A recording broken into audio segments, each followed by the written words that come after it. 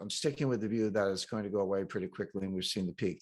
You know, in last summer, I was a little uncomfortable because the Fed was saying transitory, and I was saying transitory. But one of my thesis, the way I do a lot of analysis, is that the Fed is always wrong.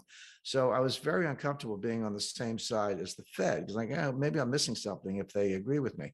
But Jay Powell has thrown in the towel, and they've flipped. So now they say it's not transitory; it's here to stay. So I feel much better saying it's transitory because now I'm on the opposite side of the debate with the Fed.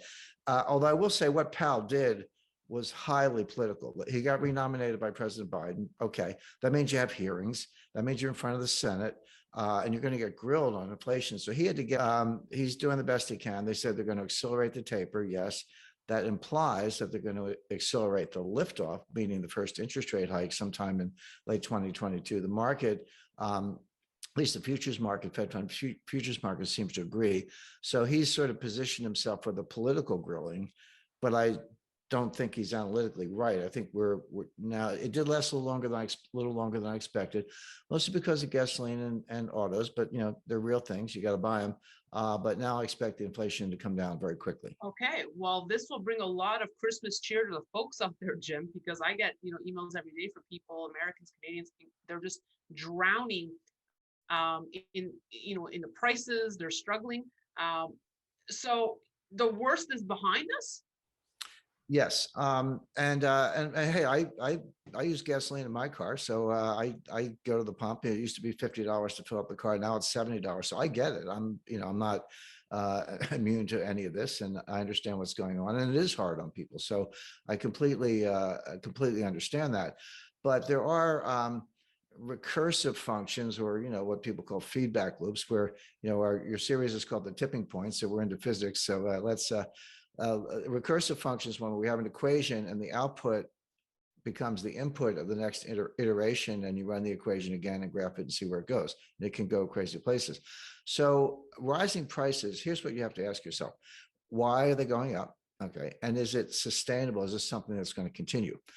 It has nothing to do with money supply. Your typical Austrian economists, monetarists, they say, well, the Fed printed all this money and that's what's causing inflation. It's not true.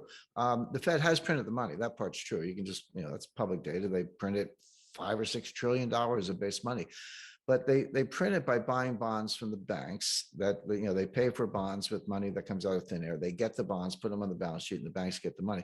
What have the banks done with the money? They gave it back to the Fed in terms of excess reserves. So you're inflating, but you're increasing both sides of the balance sheet. You're increasing the assets and you're also increasing the excess reserves.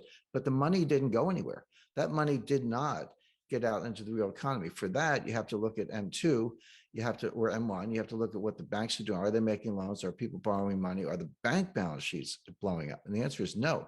They're just buying government bonds.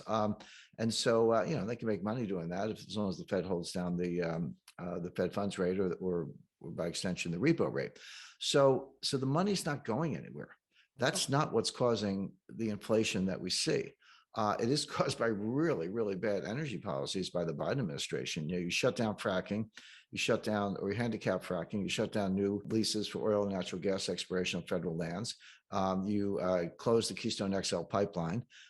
You do everything possible to raise the price of gasoline because they want to promote the Green New Deal, wind and solar, right, which is ridiculous.